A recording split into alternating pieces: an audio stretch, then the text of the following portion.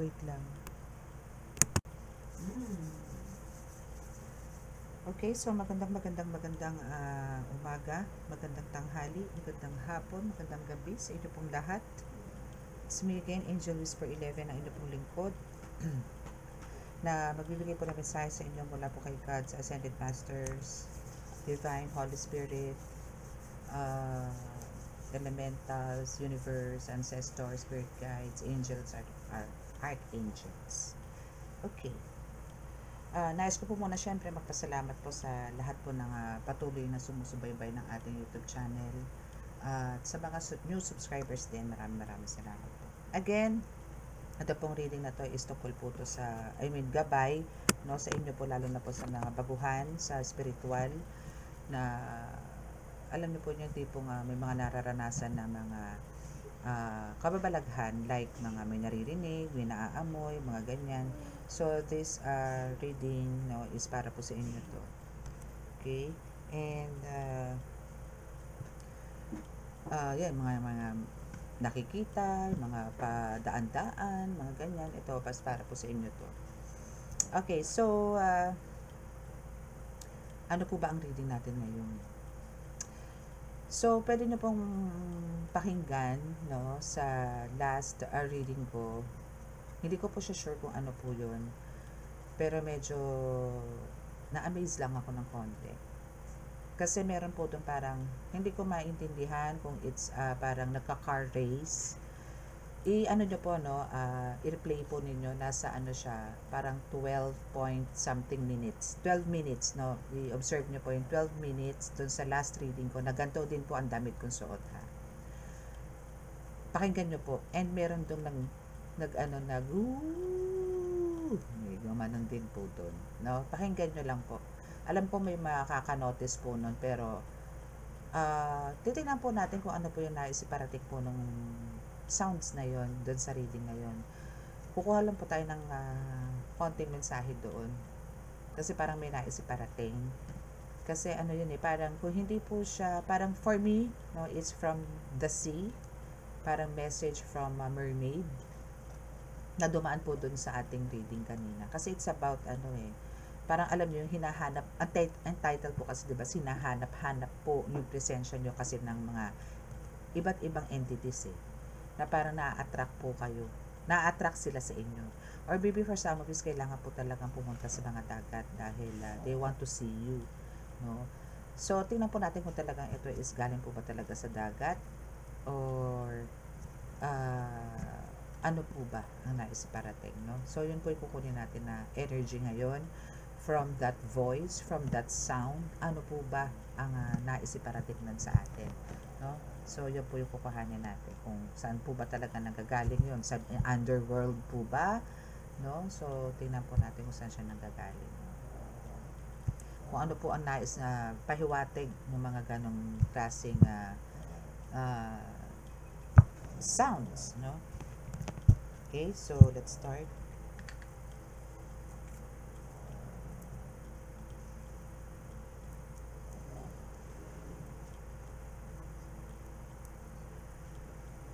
Panginoong Diyos na masalangit, mahal na Birhen Maria, mahal na Santo Niño, mahal na Kristo, pakibasbasan po ninyo napakalalakas sa kapangyarihan, banal na dugo, banal na ngal, banal na spirito, mga cards na ito para po makapagbigay ng mensahe patungkol po dun sa akin narinig, sa akin last reading, kung ano po ba ang mensahe na isiparating nung boses na yon, at yung medyo umuungol na parang it's like babae. Ano po ba yon? Ito po ba nais niya pong puntahan siya or what? Nais ko po malaman kung ano po yung nais niyang iparating sa amin. Ako may patuloy na nanalangin na kami po inyong bigyan ng kaligtasan, ilayo po sa nung kapahamakan, disgrasya sa kuna, at ang klase ng karamdaman at tukso, at bigyan po ng kagalingan ang lahat po ng may karamdaman. Maraming salamat po. Amen.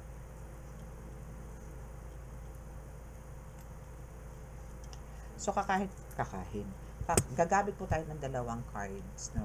Dalawang oracle card, then kukuha po tayo mamaya siguro ng ilang mga oracles, no, which is yun din po yung ginamit ko kanina. Kasi sila po yung nag-reveal, no, yung cards ko kanina na kailangan nyo po talaga na I mean, parang you are talagang connected, no, sa sea or sa dagat, or parang andito yung tinatawag na po kayo ng mga ng karagatan, no, ganun. Okay, so let's start. Tingnan natin kung anong hiwaga ang meron dun sa sounds na yun, sa umuungol na yun. Gumaganon-ganon siya. Tingnan natin. No, kasi tas biglang biglang tatahimik, then bumalik. Then parang some kind either yun either alam niyo yung tunog ng barko or tunog ng basta for me it's barko and it's a mermaid na parang kumakanta siya. Parang ganun yung dating. My goodness. Color K. Okay, so malalaman natin yan kung sino ba talaga yan. Baka si Regine Velasquez yung kumakanta. Okay, so tingnan natin kung ano ang first message, no, patungkol dun sa ating sounds.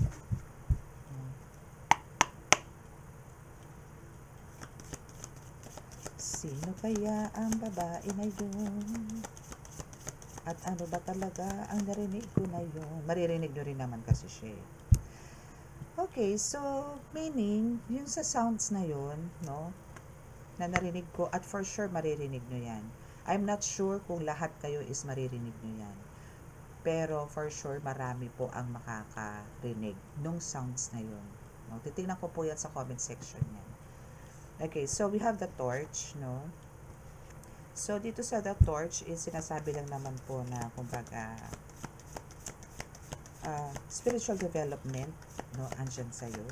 Enlightenment as well, awareness and understanding. So, andi dito yung talagang, kung meron kayong mga naririnig, nakakaiba. Yun nga po yung sinasabi ko sa inyo, na ito pong YouTube channel na to is talagang para po sa mga spiritual na mundo. So, ito po is puro kababalaghan, no? Kadalasan po talaga pong more on kababalaghan. Medyo po tayo nanahimik po tayo sa mga spell works, no? So dito po, no, is sinasabi lang po dito na talagang yung spiritual na meron po kayo na na-awaken, no, is andito na po yung nade-develop na po siya. Maybe talaga nagle-level up na po siya talaga. And andito na talaga na enlighten na po kayo, no? So and yun, no, sign na rin po yun kasi kung ako po is narinig ko at narinig nyo po, ibig sabihin po, aware na po kayo sa lahat. I mean, nabibigyan nyo na po ng pansin yung mga ingay, kaluskos, or even energies sa paligid nyo, hindi lang po yung mga sounds. No, even siguro sa mga pakiramdam, mga ganyan. So, andito na yung awareness. And, naiintindihan nyo po. Kasi andito rin po yung understanding. No? So, meaning, naiintindihan nyo na rin po yan. Yung mga ganyan. And torch, no, is a light, no. Torch is, kumbaga, dito is also sinasabi na lang din na you are a light worker talaga. Na ikaw talaga is magbibigay din po ng kaliwanagan talaga, as in enlightenment sa makaramihan. Okay? So, kung sino yung mga nakarinig noon, no, dun sa last reading ko, this is for you. Okay? And we also have the rabbit. Rabbit is symbolizes as diba? Alam niyo yun, mahilig. Okay. So, now is dito, dahil nandito nga sa'yo yung rabbit, so too much concern with sexual matters. My goodness. And we have December. So, asahan mo yan by December. I mean, malay mo kasi siyempre taglamig. Sorry. Pero yun po yung lumabas we have the rabbit. And spiritually, if natin to, idikit natin to sa yung rabbit sa spiritual, no. Kumbaga andito yung parang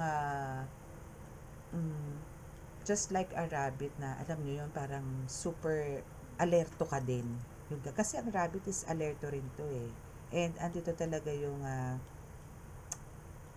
talagang mahilig, no. Pero mahilig ka in a way na andito yung desire mo sa spiritual na gusto mong may marinig, gusto mong may makita, gusto mong may nagpaparamdam sa'yo.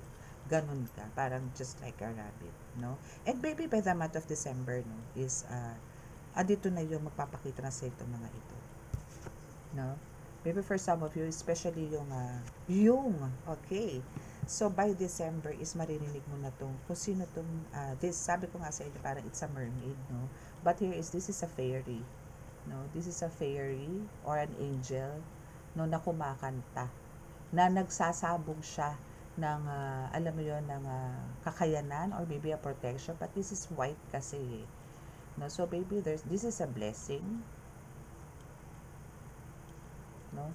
And actually, pwede rin siyang isang no, nilalang din sa dagat. Like, alam nyo yun, pugita. No? So, maybe December, bigyan ka nito ng kakayanan. Kasi nakaganon siya eh. So, possible na by month of December, maybe makikita kayo nito by month of November or December somewhere. Maybe talagang meron ka ding maybe magkikita kayo somewhere or maybe sa dagat, ganyan, or sa dreams, no, nabibigyan ka niya ng ganitong kakayanan. Kung sino man yung, kung sino man to, no?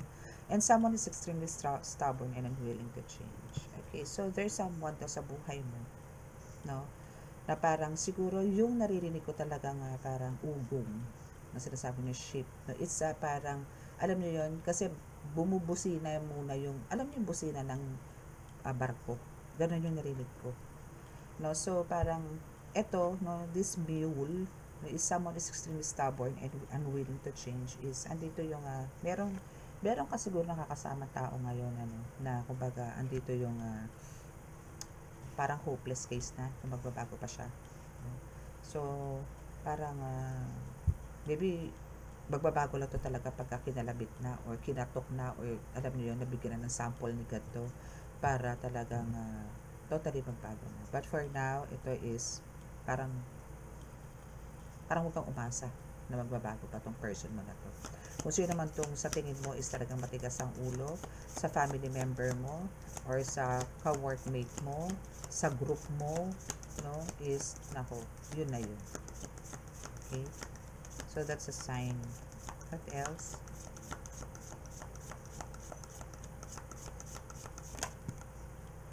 Yoke. Feeling tied down or frustrated. So, maybe dahil nga siguro sa parang ikaw mismo nahihirapan na or stress ka na rin dito sa person mo na to, no? Is andito na talaga yung parang down ka na rin or yun, feeling hopeless ka na rin sa mga nangyayari sa buhay mo. So, pero keep on trying ka pa rin eh. No? Pero talagang stubborn to eh. No? Maybe madadala pa naman siguro sa prayers to. No? So, keep on praying lang. Malay mo. Diba? Lahat naman is possible kay God. Daan mo sa prayers.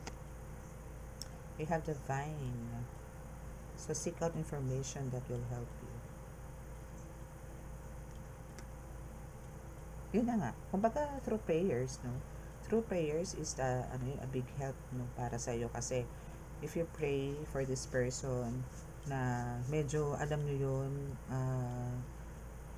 makibagay naman o matutong makibagay or matutong makaramdam naman na ikaw is nahihirapan na, why not, diba? So, mag-ask ka pa or try to explore pa more, no? Kung ano yung mga ways na dapat mong gawin para bumait naman to person na gusto mong pabaitin or tipong pasunurin, like ganon, especially if this is part of your family member, no? Okay, so what else?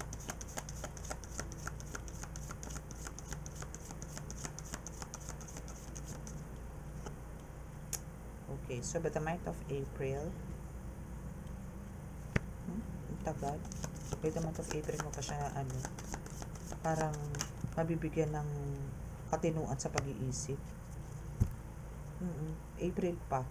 Kasi lumabas ang key. So dito ka pala magiging successful, no, outcome to your problems. So kung itong taong to isa sa pinakamabigat na problema mo, no, and andito yung magsisik ka ng help, no, siguro starting today And sa mga susunod pang mga araw, yan yung parang nakaproseso, no? Till April, no? Is andito yung andito yung katigasan ng ulo ng taong to.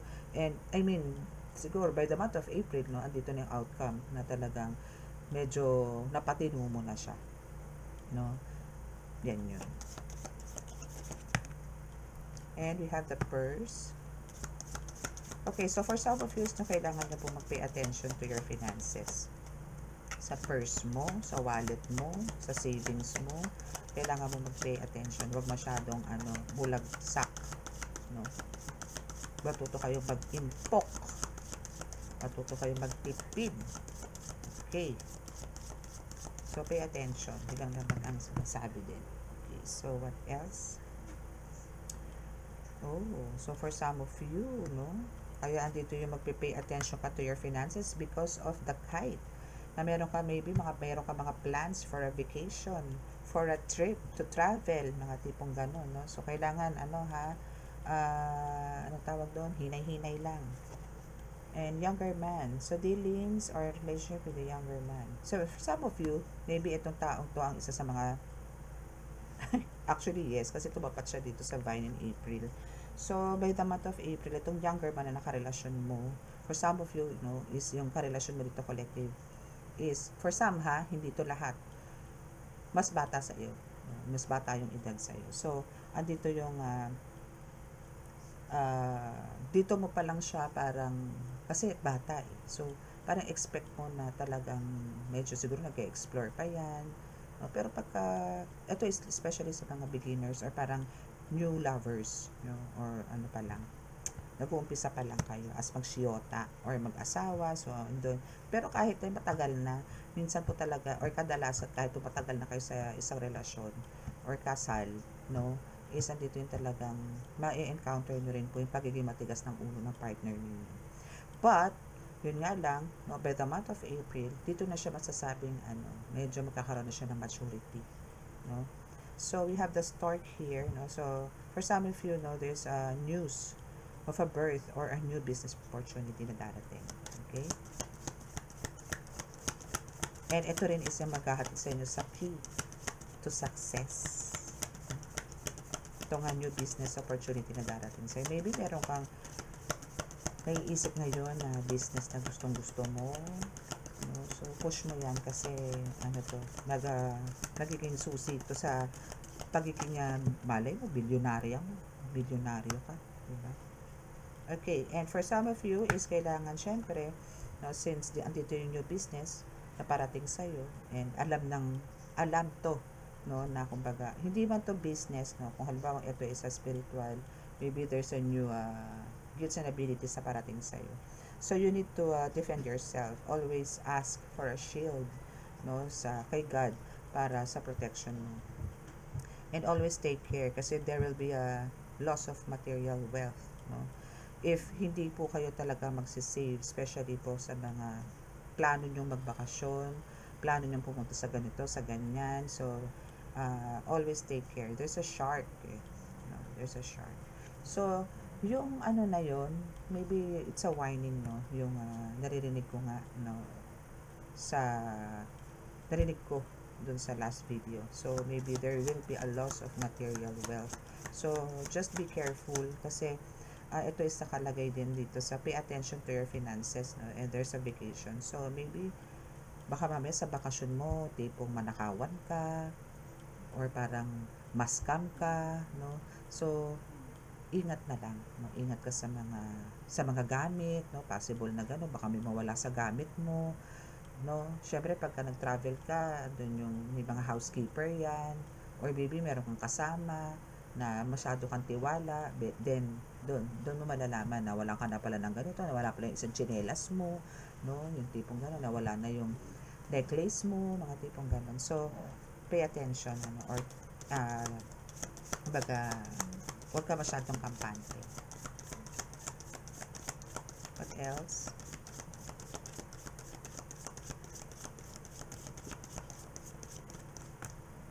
Pig. Okay, yun na nga.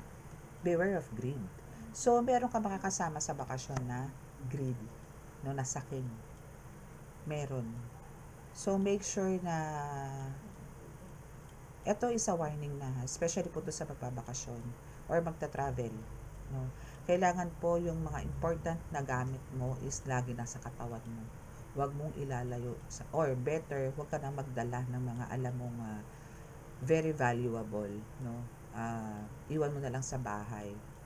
So, suot ka na lang ng mga ordinary, mga gano'n na hindi ka pag-iisipan na ay maraming pera to, ay maraming pambayad to, ay maraming ganito, makalkal nga bag nito.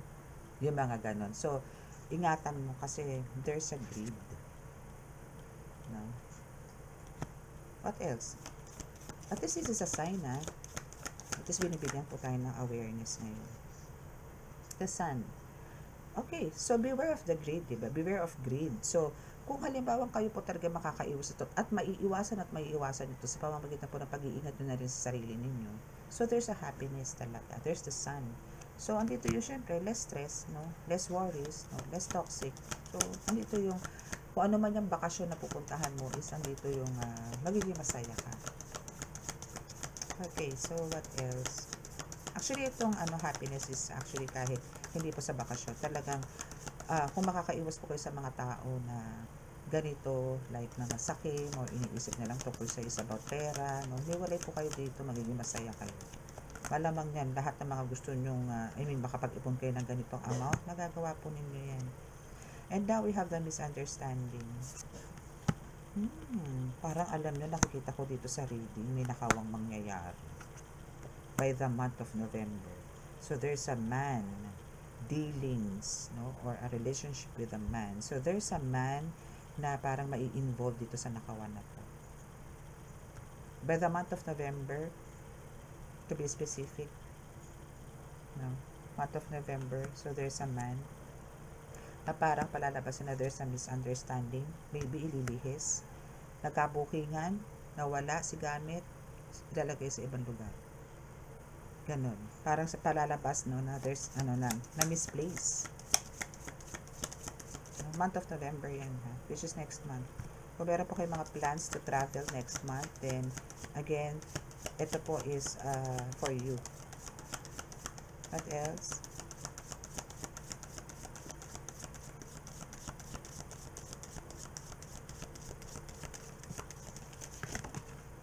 Ang dami.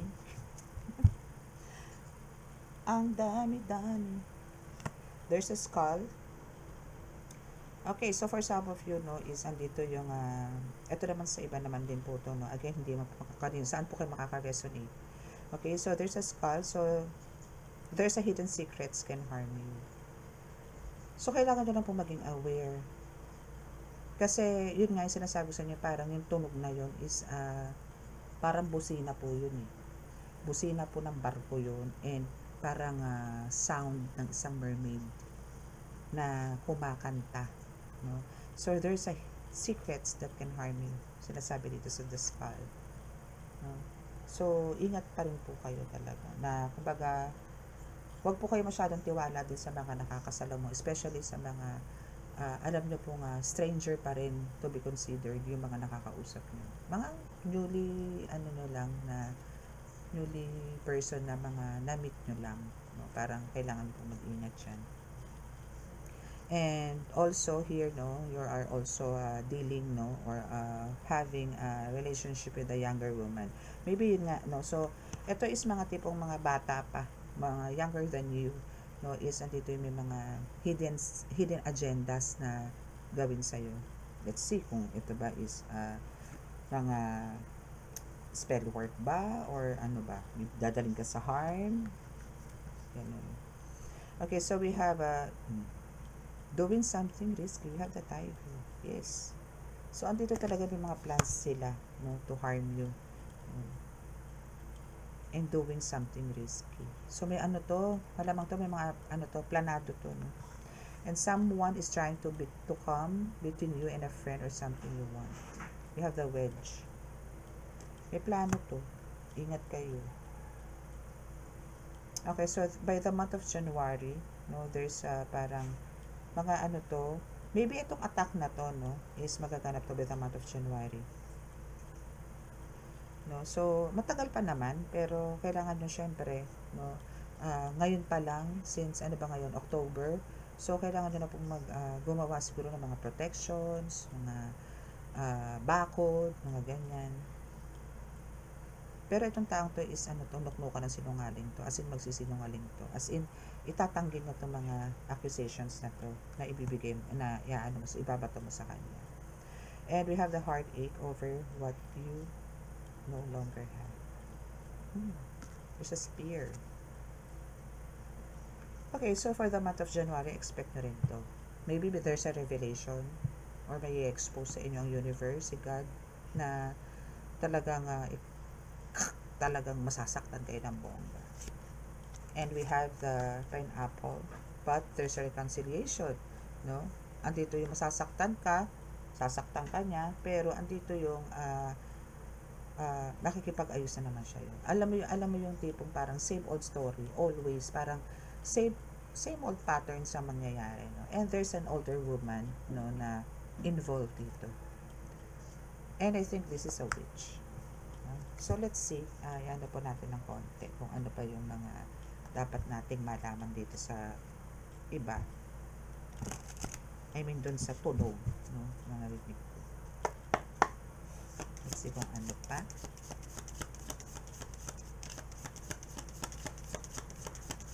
So ano lang tayo, doon lang tayo dito siguro ng 3 cards. Ano pa bang meron doon sa tunog ngayon? Pagka wala dito, bumaba, ibig sabihin, yan po yung message, no? Okay, so we have high stock. Okay, so karma. So, you will reap what you have sown. Yes. No? So, there's a karma. So, sa nakikita ko naman dito, no, as your karma, no, is andito yung may mga patubo na or may mga magaganda ng pangyayari sa buhay mo ngayon, na nag-harvest ka na ngayon. And we also have the dog. See, sabi ko sa inyo, the dogs are protection from a powerful friend. Talagang ang dogs nyo is talagang consider nyo to as, pwede natin ito i-consider na part 2 no, nung reading natin kanina. Oo, tingin ko part 2 to kasi nga nakatin eh, di ako nakapag ay tama ba, hindi nakapag-pray pala ako dun, parang part 2 to. Kasi sinabi ko rin po doon na yung dogs ninyo talaga. So, this is a confirmation na talagang nag-aano sila sa inyo, sa spiritual guide sila sa inyo. And we have the death. So, pay attention to your work. Always. No? Lagi naman, kailangan talaga kasi is magbigay tayo ng attention or dedication sa lahat po ng ating work. Kumpanya yan, or vision, task, or what. No? So, kailangan talaga is bigyan po natin ng yan, pagpapahalaga. Okay, so what else? Anything else?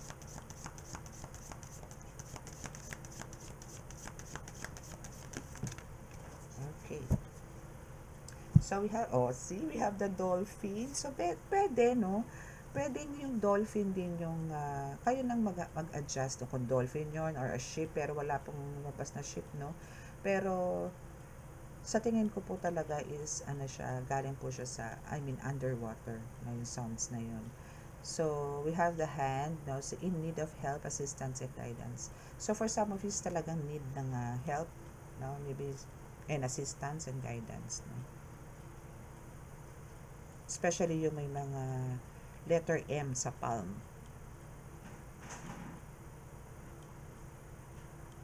Okay.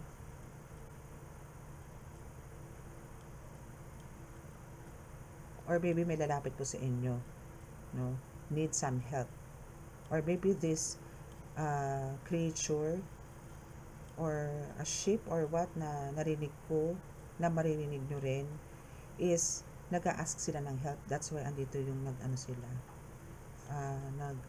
nag-moaning, parang ganun, para silang ambulansya, no? Parang ganun ang tunog na kailangan nila ng guidance and assistance din. Okay. So, we have the dolphin. So, the dolphin says, yes, possible. Kasi ang sounds din po ng dolphin, ganun eh. may ganun din sila eh. So, there's a financial gain usually coming from something you did in the past. So, there's again, no, there's a financial parang alam niyo yun, opportunity or merong darating sa inyo talaga na unexpected income, no? So, kaya kailangan niyo po talaga magkaroon ng extra care, no? Kasi talagang andito yung possible na sasamantalahin po nila kung ano yung meron po kayo, no? Hindi lang spiritual kundi material, physical, ganun. So, kailangan niyo po mag-ingat. Okay? So, that's your reading and yun po yung ating reading. I mean, yun po yung narinig natin, no, sa video ko last time. Okay, so close your eyes para po sa ating healing. And sa mga naka-resonate po at di pa po nakaka-subscribe, please click the subscribe button and paki-like and share and paki-click ang notification bell para po-update kayo lagi sa reading. At sa mga gusto pong magpa-book, mag-avail ng mga amulets, medallions, no, and oils, nandiyan lang po sa description box ang aking contact details. So, close your eyes.